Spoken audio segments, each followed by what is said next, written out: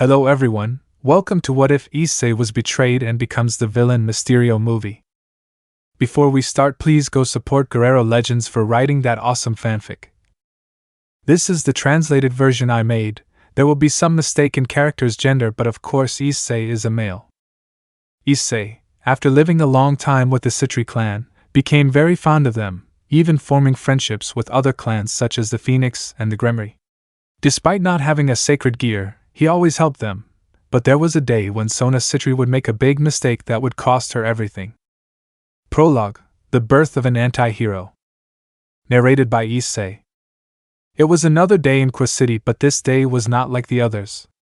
Everything was destroyed and there were corpses everywhere, and that is because in the past something happened that nobody thought would happen, since all the villains and renegade supernatural beings of the world united and making use of their numerical superiority, they defeated and massacred almost all the guardians of the earth, and now they reign. The survivors of this attack take refuge in the territories of the supernatural world trying to survive. But if you want to know how all this happened, we will have to go back to what happened 10 years ago, when I was still a member of the Sitri Clan and close to the supernatural. 10 years before, a pale brown could be seen getting up from his bed preparing for another day at the academy. Qua put on his uniform, but instead of putting on the academy trench coat, he put on one that said Student Council.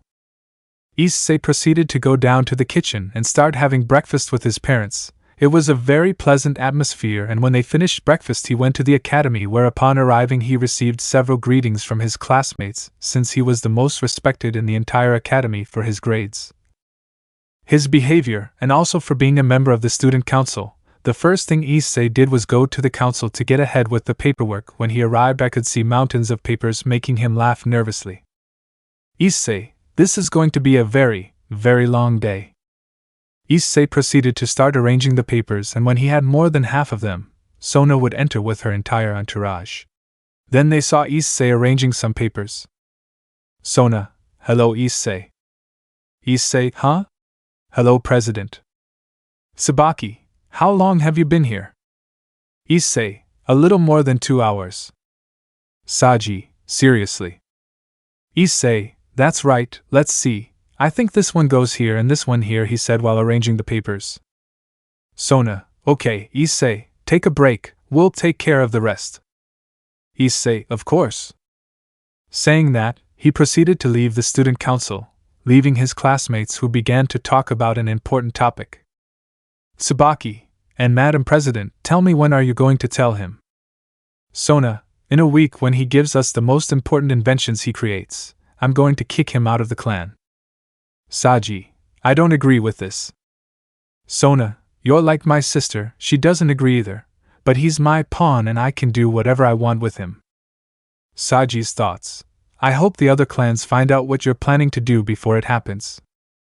With Issei, he was walking through the halls of the academy, but in that he would meet a certain white-haired girl who had a book in her hand. Issei: Hello Kaneko. Kaneko: Issei senpai. Issei: What are you reading? He said, taking the book, making the white-haired girl nervous. Secrets of Love. Kaneko: It's not what it seems, senpai. Issei: Why are you like this? He said with a smile and caressing the head of the poly-white. I will give you some advice, Kaneko. Just be yourself and you will see that very soon there will be someone who will love you for the way you are. Saying that, he proceeded to leave, leaving a blushing Kaneko. Kaneko: Senpai, if only you knew that the man who has my heart enchanted is you. Classes went by normally and Issei headed to the student council since he wanted to confess what he felt to his president, but upon arriving he would hear something that would destroy him. Sona: Oto-san, Oka-san, what are you doing here? P.S. We want to know when you plan to make that pawn of yours hand over all his research. M.S. And also knowing when you plan to kick him out of your entourage. Sona: Very soon. M.S. I still don't understand why your sister doesn't want to join in on the idea, since that idiot is nothing. Sona: I only did it for my clan out of pity. My boyfriend is actually better than that idiot. P.S. And I learned that he is the Surkyudai. Sona: That's right. All my friends have already given themselves to him. That devastated Issei, who decided to leave the place, heading to the park. Upon arriving, he got on his knees and started to cry. Issei, maybe what we went through together was just a lie. Maybe what he told me was just words. He said this remembering the good times he spent with the Sitri Clan. Issei, unable to hold back any longer, began to scream with all his might, releasing great power that made the three factions tremble. But in that moment a kind of green smoke surrounded Issei and made him disappear, and all of this was observed by a man in a green suit. So that boy will be my successor, he said while watching the Gremory clan and Sitri approaching. I think it would be better if I train him to become the new Mysterio. Saying that, the same smoke surrounded him and disappeared from the place while only Issei's trench coat was there. Chapter 1: The Training.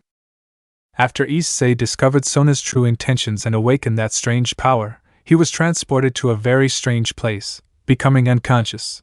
But the immense energy that he released after a few hours began to awaken, seeing that he was in a kind of temple far from the city. Issei, what is this place? At that point, a somewhat distorted voice would be heard and a man would appear in a green suit, a purple cape, and a helmet that looked like a sphere. You are in my temple, child. Issei, who are you? I am Mysterio and I will be your teacher. Issei, my master? Mysterio, that's right, kid. Issei, but why did you decide to train me? Mysterio, maybe you didn't notice, but you released a great power that equals mine or even surpasses it. Issei, but I'm nothing, I'm just a hindrance to the... He couldn't finish because Mysterio slapped him, drawing some blood. Mysterio, if you say that again, I'll have you clean the entire temple for a whole year. Issei remained silent and proceeded to continue listening to Mysterio. Mysterio, look kid, the reason I want to train you is because your power is the same as mine, only yours is more powerful. That left Issei very surprised since he never thought he had a hidden power. Mysterio, look, our power comes from both negative and positive emotions, he said, making a bit of his power appear in his hand. They can be very destructive, but if we control our emotions well, we can do fantastic things that no one would imagine. Issei, and how do you know that I am the one who has that power? Mysterio, because I saw it with my own eyes. I saw you release your power when you cried. But I want to know why you were like that. Issei just lowered his gaze and proceeded to tell him what he heard from his student council president. Mysterio, upon hearing that, felt very bad for Issei, although he didn't seem to show it. Mysterio, hey kid, I know what they did to you is cruel, but it doesn't mean you don't have people who care about you.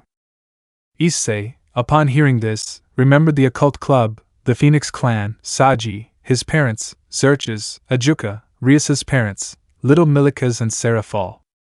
Mysterio, so tell me kid, do you agree to become the new Mysterio?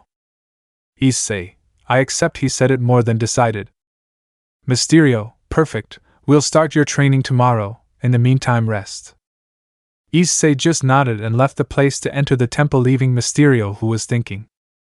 Mysterio's thoughts, it's incredible that he found the hero of the prophecy so quickly. He thought about it as he watched Issei enter the temple to rest.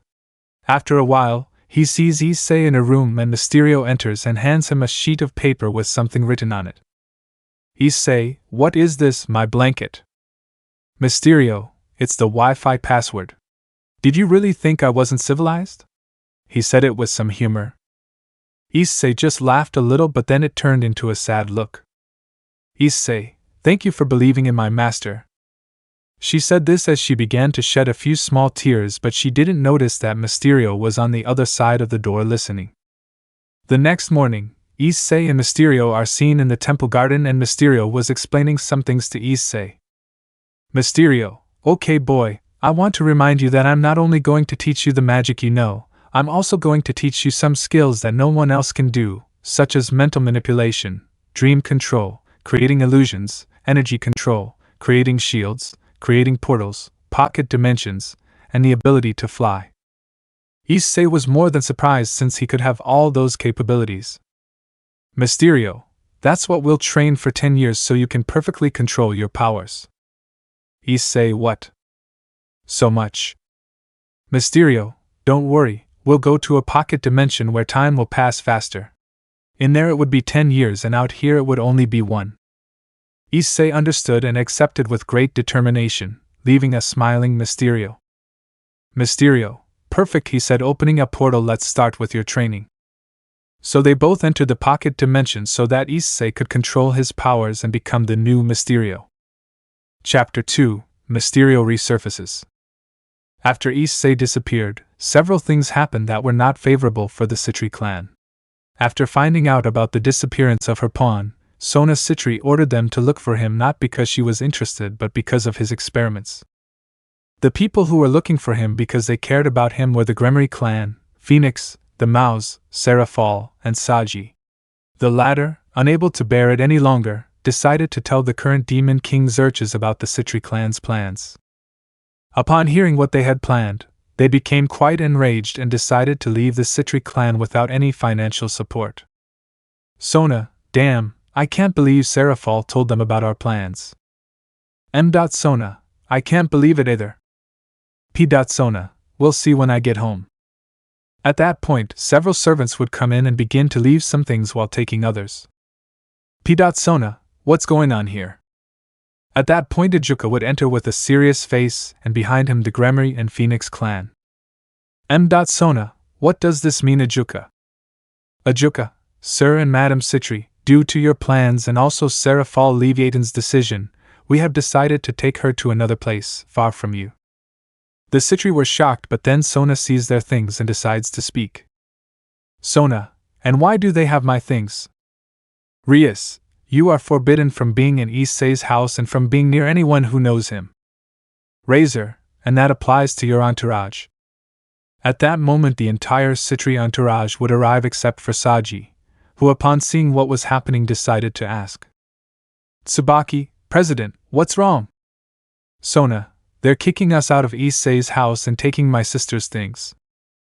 Everyone was surprised upon hearing that. Ajuka, and not only that, he said this while handing him Saji and Issei's pawn pieces. We found Issei's pieces in the park and Saji is no longer your pawn.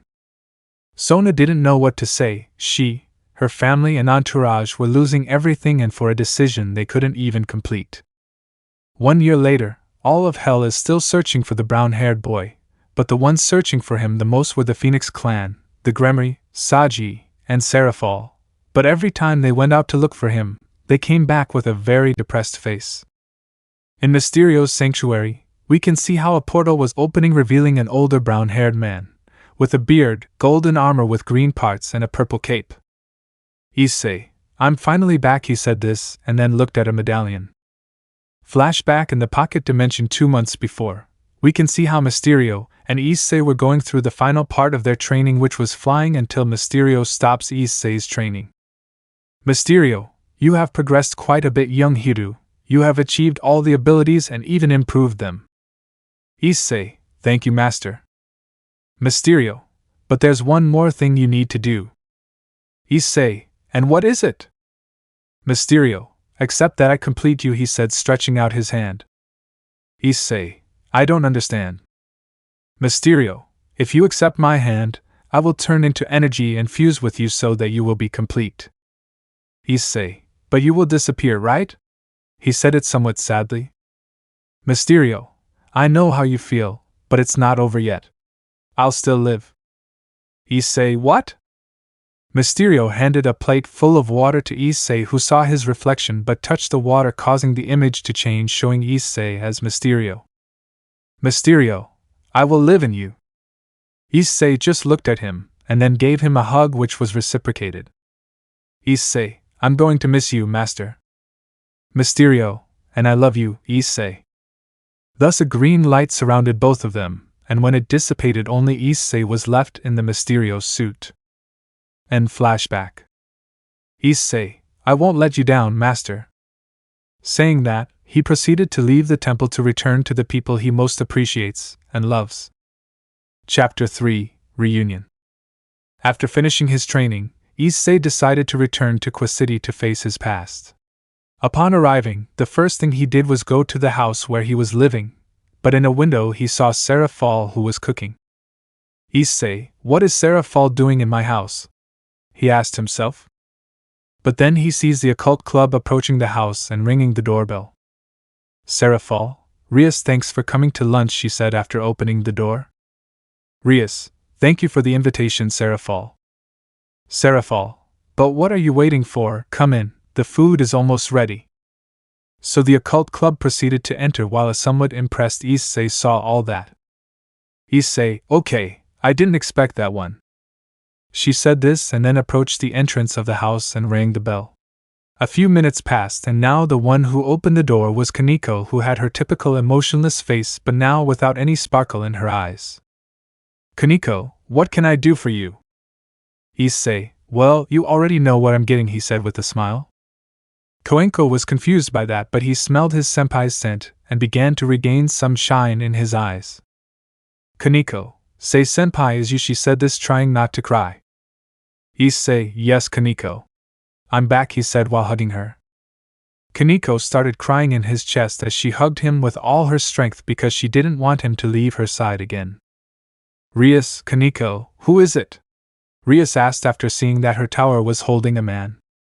Rias, hey Kaneko, what are you doing?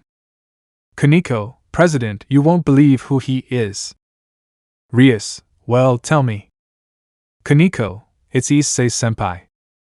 Rias was speechless at these answers. But then the others would arrive. Kiba, what's wrong, President? Akino, and who is he? Rias didn't say anything and just started to get closer while some tears fell from her face. Kaneko grabbed her president's hand and placed it on Issei's cheek. Rias, really, that's you, Issei? She said this, already shedding tears in torrents.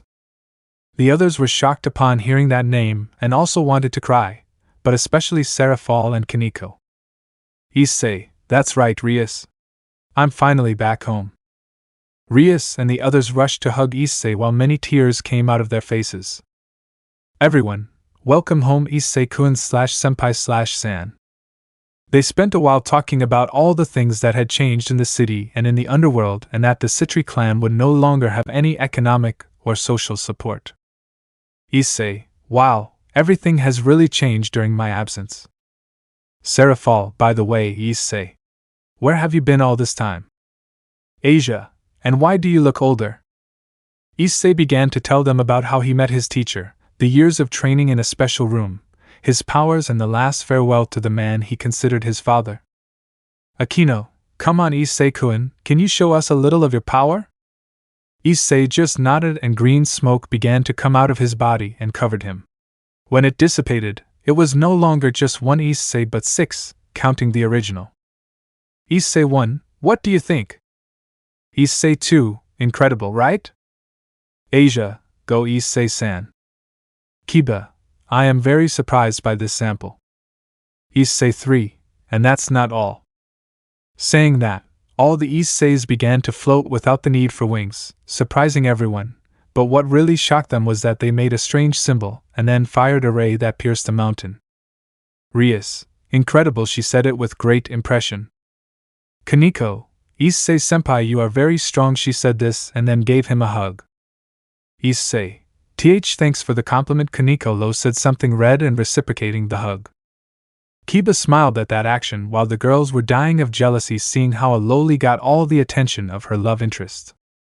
While in another part of the city, 3 men could be seen in an abandoned warehouse talking about something serious.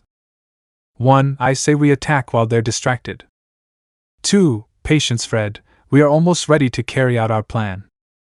3. Don't bother talking to Balba. Don't you see that he's a bucking lunatic? Fred, and damn who says it. The Circuitii who uses that animated girl to carry out our plans, he said it mockingly.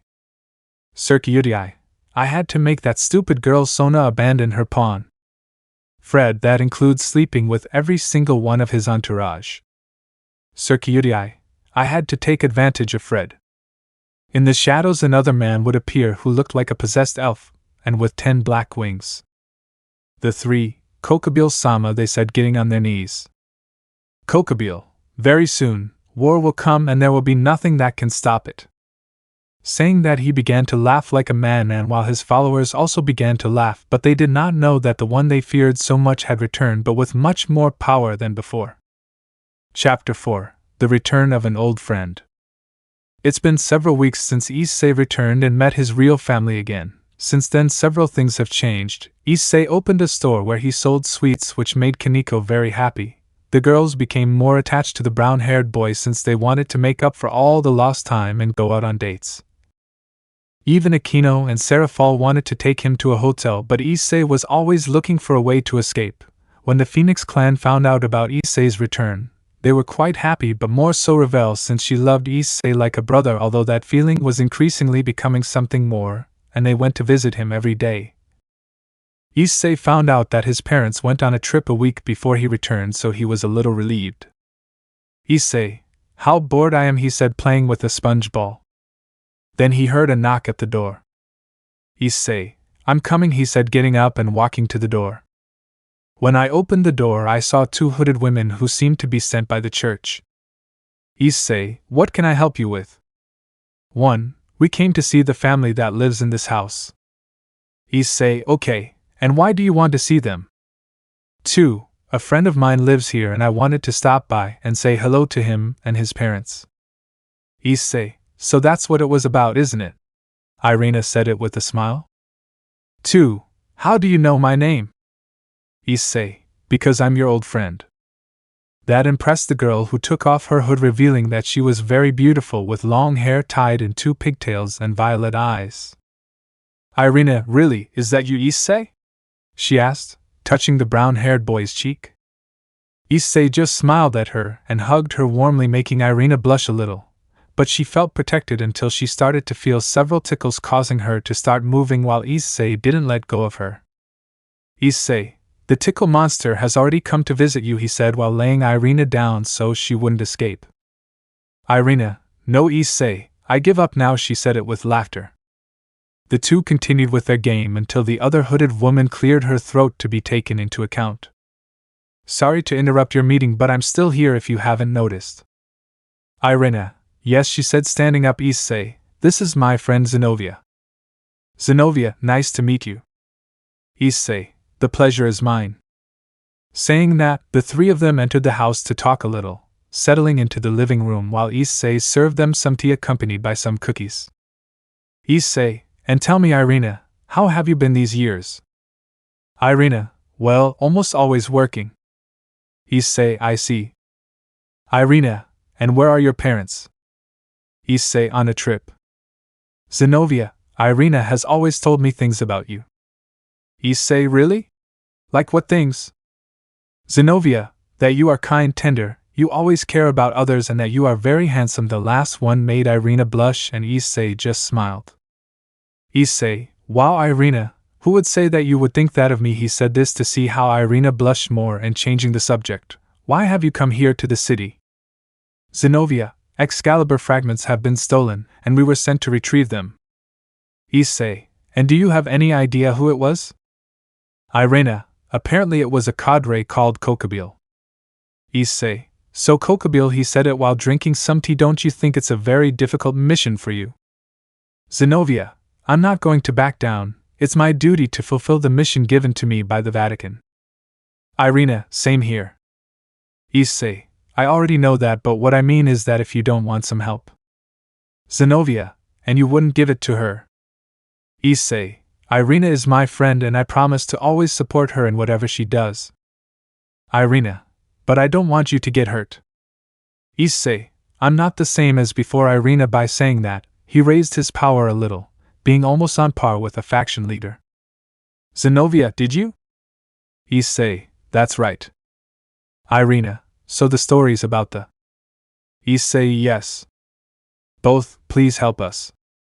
Issei, "Tomorrow we will start searching, in the meantime you can stay in the guest room." Irina, "Thank you, Issei." So they both went up to the guest room while Issei stayed in the living room thinking about something. Issei, "So Kokabile, maybe with him I know something about that Circuiti, and I also feel that if I help them, I'll be able to fix some things that I have pending." After finishing saying that, he went to his room so that he could be full of energy the next day and thus be able to help those sent by the church. Chapter 5. It was morning and everything looked calm. The birds were singing, the students were going to their respective schools, and the adults to their jobs, while others opened their stores, everything was very quiet. But in the house of a certain chestnut tree an epic fight was taking place, and all caused by the last plate of food that the chestnut tree had prepared for his guests. Flashback. Issei could be seen waking up thanks to the sun's rays. The brunette yawned and proceeded to get up to go to the bathroom and wash his face. Issei. How boring it is to do nothing, he said while looking at his old notebooks from the academy, but I'm older now, so the best thing is to get a job. Saying that, he left his room while drying himself with a towel as he went to the kitchen. When he arrived, he saw Zenobia and Irina sitting at the table while eating an omelette with salt. Issei, good morning. Both, good morning. Issei, one question, why do you eat omelette with salt? Zenobia, because it's the only thing we have to eat. Issei, don't they give them money to buy food? Zenobia, that's right, but a certain girl lost everything in what she calls target shooting, she shouted while having a comical angry face. Issei just put on a poker face as he watched his childhood friend blushing in embarrassment at such a thing. Issei, hey Irina, he said, and then approached his stove and turned it on. Okay, I'll prepare breakfast, tell me what you want. Irina, no, don't bother Issei, we're fine like this, she said with a nervous smile. But then the stomachs of the two would growl Saiyan style, making their blush go to extreme levels, completely crushingly humiliating Rias's hair. Issei, well, your stomach and your friends say something else, he said, making her blushes increase. So Issei proceeded to cook different dishes, and when he put them on the table, both girls began to eat quickly while Issei watched that with a drop of anime-style sweat. Issei, it was noticeable that they were very hungry, he. And flashback. And that's how both friends started to fight over the last plate until they saw how the brown-haired boy took it and started to eat it until there was nothing left. Issei, delicious, he said while watching the girls cry comically. Well, you better get ready so we can go out and investigate a little. So the girls went up to the room that the chestnut gave them and put on their combat suits and over them the church robes. Irina, Issei, we are ready, she said going down the stairs. Issei, okay, I'm ready too, he said appearing in his suit, impressing the girls a lot. Zenobia, excuse me, but don't you think you could attract too much attention? Issei, I have the ability to distort reality as well as manipulate the minds of others. Irina, amazing, have a sample please, she said excitedly as she closed her eyes. Issei, okay, he said as he surrounded one of his fingers with a bit of green smoke and touched his forehead. Irina, it's okay. She couldn't finish because when she opened her eyes she saw that the whole house seemed to be made of candy. Irina was very incredulous, but then she started jumping like a little girl while she proceeded to bite everything. In reality, Issei and Zenobia just watched that with a nervous smile as they watched Irina start biting a pillow while in chibi form. Zenobia, and how long will it be like this? Issei, until I snap my fingers, he said preparing to snap until he was stopped by Zenobia. What? What's wrong? Zenobia, do you have a camera? Issei, of course I do, he said while an evil and mocking smile appeared on his face. So Issei went up to his room while Zenobia just pulled out a chair and sat down watching Irina try to bite a plastic plate. Zenobia, oh, I'm going to enjoy this, she said as she began to record everything her partner was doing while the brown-haired boy just laughed nervously. Chapter 6, The Story of a Night. Several days have passed since Issei decided to help the church's envoys and they have not been able to find out anything about him. They even asked the Gremory clan for help. But in doing so they had a small problem, which was Kiba, who held a lot of resentment towards the Excalibur, and for a couple of days he remained out of range until Issei found him and decided to talk to him. Flashback. A blonde-haired man could be seen in the middle of the forest looking at the stars while remembering some things until out of nowhere he saw a green smoke appear, forming a whirlpool from which Issei emerged with his suit on. Issei, can I keep you company? He asked with a smile. Kiba just stepped aside, leaving room for his friend. Issei just sat down, and there was an awkward silence until Issei decided to get to the point. Issei, tell me, why do you hate Excalibur, Kiba? At that question, the blonde remained very quiet and just lowered his head while Issei looked at him seriously. At that, Kiba raised his gaze and noticed that he had some tears on his face. Kiba, It was because of what happened to me when I was just a child. Issei, could you tell me? Kiba, well, I don't remember how old I was, but I do remember what they did to me. I spent my entire childhood in a laboratory being forced to be in a project called Excalibur. For a long time they were beating us, torturing us, humiliating us, so that in the end they killed my comrades for a project that in the end did not work, he said, making Issei feel great sadness for the blonde. You don't know how much hatred I had for the damn Excaliburs for what they took from me. Issei, Kiba, it's not good to have hatred in your heart. Kiba, don't you hate Sona for what she did to you? Issei, this isn't about me and the Sitri Clan. Kiba, of course, you say that we should not have hatred in our hearts. Don't you feel hatred against Sitri and her clan? Issei just stayed silent for a moment as Kiba stared at him, until Issei let out a heavy sigh.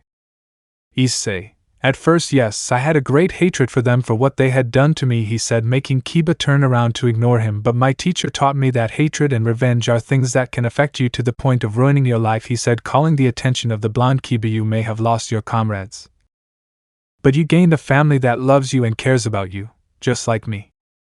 Kiba had finally realized that no matter what happened, his friends and family would always be there for him. He then saw the Gremory clan and, impressively, the church envoys emerge from the bushes. Rias, Issei is right, Kiba. Akino, we will always be here to support you. Asia, because we are family. Kaneko, Kiba-senpai will always have our support, as will Issei-senpai. Kiba just put on a smile as several tears fell down his face. Issei just put on a smile, as did Zenobia and Irina. Issei, I wish you were here to see this, Master, he thought as he looked at the beautiful night sky. End flashback. Since then things were very calm between Kiba and the church envoys, but still they found no traces of Kokabile, only pure fight with Fred's insane priest who always found a way to escape. Now Issei was at home watching a mana of the city with images of each place they went to investigate in their respective area. Issei, there is that damn winged elf, where are you? He wondered/complained while drinking a cup of coffee. Every place we went had traces of fallen magical energy. Where in the city is it? He shouted, hitting the table, breaking it. Wait a minute, those places weren't because he was just hiding. They form a pattern, he said, starting to join the places with a thread, and when he finished he had formed a star. They are all connected, but in the center is it can't be, he said, looking at a photo of the academy. I have to tell Rias about this. He didn't finish as he saw a large white glow, and then looked at a large spear of light where the academy should be. Issei, okay, it's time to get into action, he said, making his suit appear and starting to fly towards the academy. Chapter 7, The Fall of the Circuitii. Core Academy. You could see the two entourages, Gremory and Sitri, and the envoys of the church confronting each other in front of several Cerberus as well as two priests, one of whom had a sacred sword while the other watched everything that was happening with a smile. Rias, Fred, in the name of the Mao Lucifer, today you will pay for all your crimes, he said, emanating the power of destruction. Fred, don't make me laugh, you dirty demon, he said madly. Balba, Fred, show these insolent demons what the new Excalibur we created is capable of, he said with a smile. Fred, it will be a pleasure, Balba. After saying that, he headed to attack the demons, being intercepted by Kiba and Zenobia, starting a sword fight while Rias and Sona along with their entourage began to fight the Cerberus. But then a great purple light appeared in the place, revealing a man with a somewhat dark appearance sitting on a throne while an arrogant smile appeared on his face. Kokabile, but look at what we have here, if they are the Gremory and Sitri heiresses along with their slaves. Sona, Kokabile, surrender right now.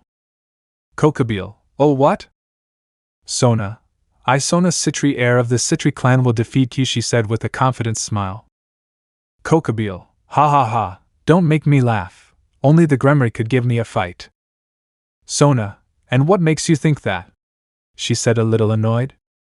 Kokabile, she has the priestess of lightning and daughter of Barakiel, he said, bothering Akino, the last survivor of the Excalibur project and one of the last two Nikomatas in the world, he said, angering Kiba and Kaneko.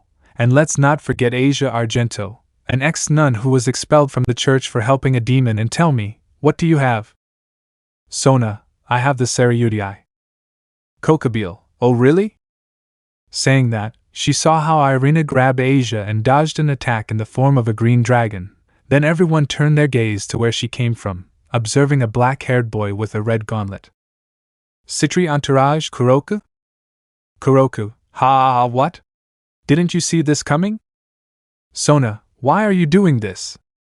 Tsubaki, GGG, he must have it under mind control. Kuroku, yeah, of course. Believe me, I'm doing this of my own free will, he said with a smile. Momo, why do you do this? She asked, shedding many tears. Kuroku, I did it because this fool, he said, pointing at Sona. She was very good friends with the Gremory. I was going to make her hand over the underworld to me using her, since she was going to have all the inventions of that Haida Issei under her control. Tsubasa, so it was all a hoax, he said, clenching his fists. Ruruko, to have Issei's projects and experiments. Rhea, we thought you loved us. Kuroku, ha, believe me, the only idiot who noticed you is the same man you abandoned, he said, making the entire Sitri entourage start crying. Tomo, you're a bastard. Kuroku, think whatever you want, because this is where you will die, he said, preparing a dragon shot, and there will be no one to come and save you. He couldn't finish as a green attack hit him, causing him to fly towards the academy. Everyone turned their gaze to where the attack came from, seeing a man with a smoke helmet, a purple cape and a green suit with gold details. Mysterio, sorry to interrupt the party, but I can't allow you to do this stupid thing, he said with his voice a little distorted. Gremory entourage, Issei, they said happily, seeing that the subject came to their aid. On the other hand, the Sitri entourage, upon hearing the man's name, were quite shocked and overjoyed. Sona went and stood in front of Mysterio, a smile forming on her face as she extended her hands out to both sides, but that smile was erased when she saw Mysterio pass her by, as well as her entourage. Mysterio, after finishing off your subordinate dragon, he said, standing next to Kokobile, you will continue, he said, causing a shiver in the crow and then continuing to float to where the Circuiti fell. At the academy in the student council room, Kuroku was getting up after receiving that tremendous attack from Mysterio. He got up only to start hearing a voice that echoed, causing the others who were outside to hear it as well. Mysterio, well, so you're the current Circuiti, the voice said with a serious tone. You don't seem like much. Kuroku, who are you? Mysterio, I'm the former pawn of the heiress Sitri, but to you I'm Mysterio. Kuroku, and what do you want? Mysterio, simple. I came to stop them, he said, still seriously. I can't allow them to destroy the balance that exists in the world for a simple tantrum, he said while staying in the shadows. Besides, I wouldn't let them hurt people very precious to me like the Gremory entourage and the exorcists, he said, making the Sitri feel a blow in their hearts, while the Gremory entourage smiled. Besides, I know who you are. Kuroku, you don't know who I am. Mysterio, I don't know, he shouted, causing everything around Kuroku to change as he appeared in front of him.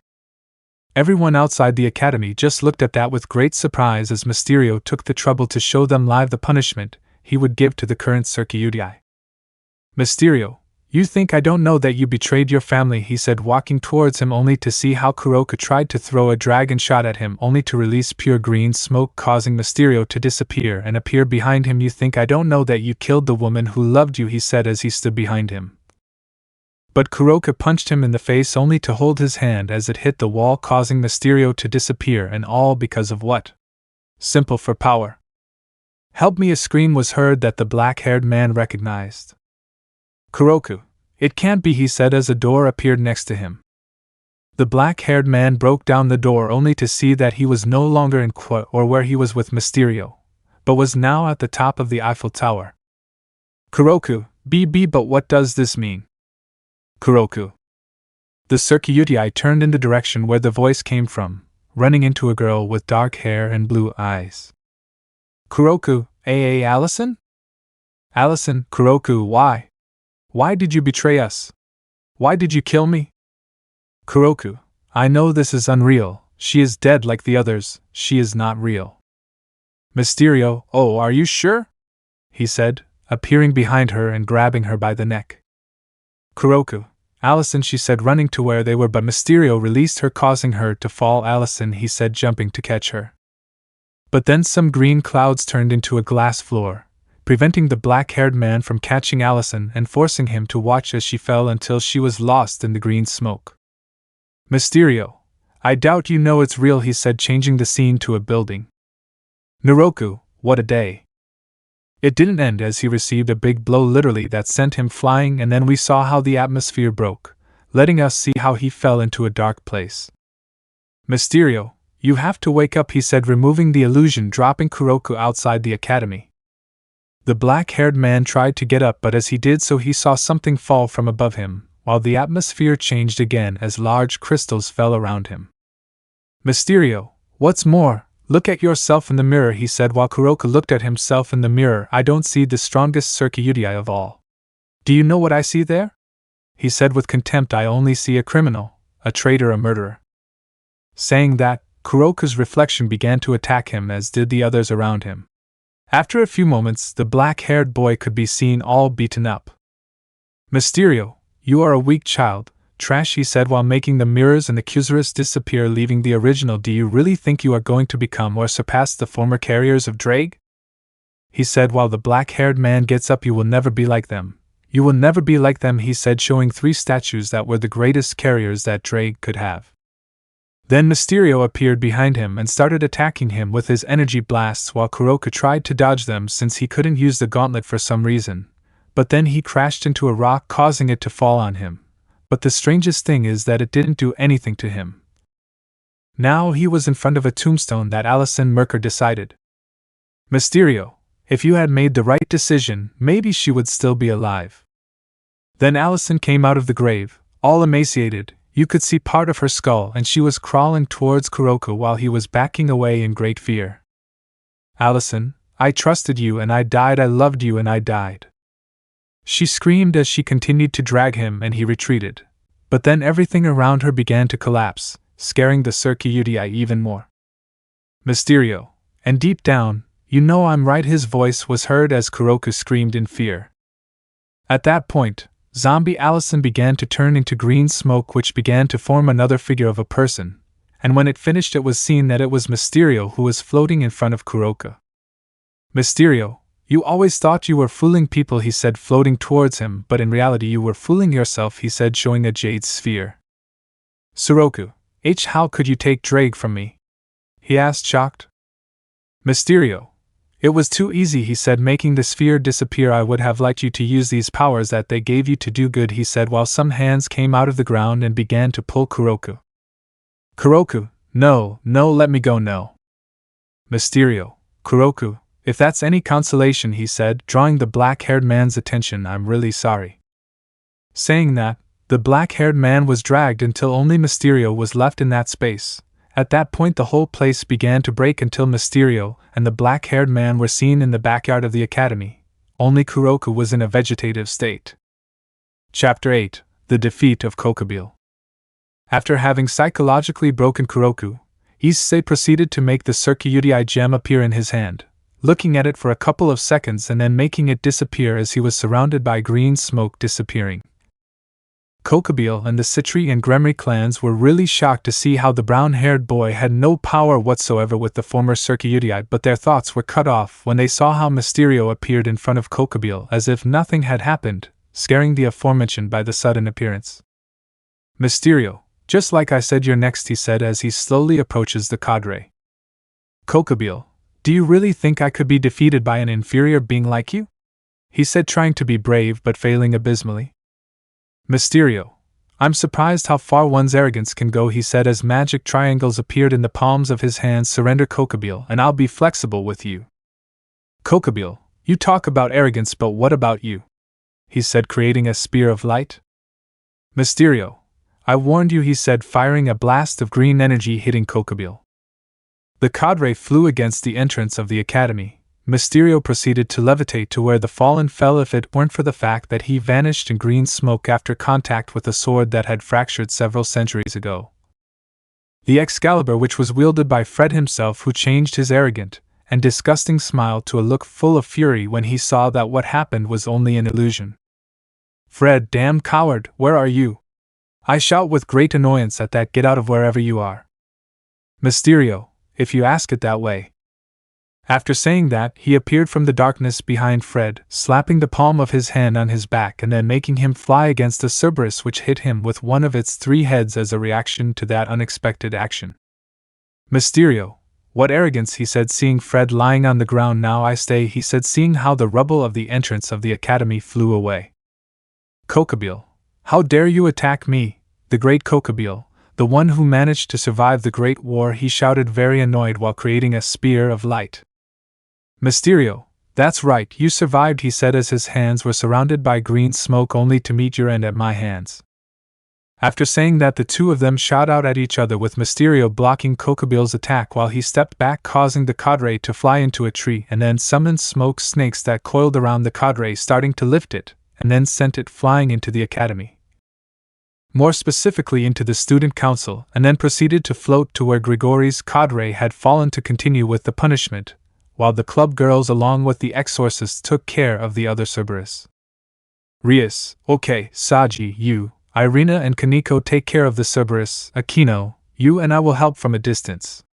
She began to order, receiving praise from those mentioned. Kiba, you and Zenobia take care of Fred.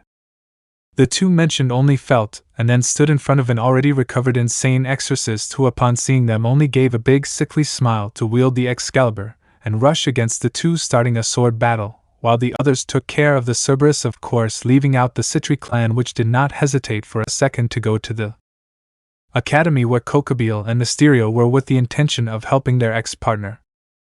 At the academy's student council, Kokabeel had emerged from the rubble that had fallen on top of him and tried again to summon his spear of light, but the moment he did so it vanished into particles while everything around him began to collapse and distort as green smoke began to appear. Kokabeel hesitantly began to walk through the halls of a collapsed and distorted core academy while green smoke began to come out of the walls, ceilings and floors, making Kokabeel start to feel dizzy when he breathed it. Mysterio, let's see how you get rid of your past, Kokabeel, he said as the entire hallway turned into a pantheon. Kokabeel, and what is this supposed to be? He said, looking at the different tombstones in black, red and white. Mysterio, your victims from the past, he said as several emaciated angels, fallen and demons emerged from the graves and began to attack the fallen one who tried to defend himself as best as possible.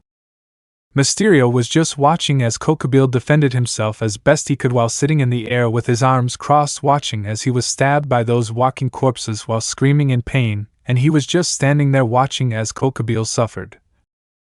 Even though they weren't real stab wounds, he felt the same hellish pain that would mark him for his entire long life as a great punishment worthy of the most lunatic and war-obsessed cadre. Let me know in the comments below if you guys want the next part. Also check out my other video that has been shown in left. Thank you for watching. If you enjoyed this video, please like and share this video. And have a fantastic day. Bye.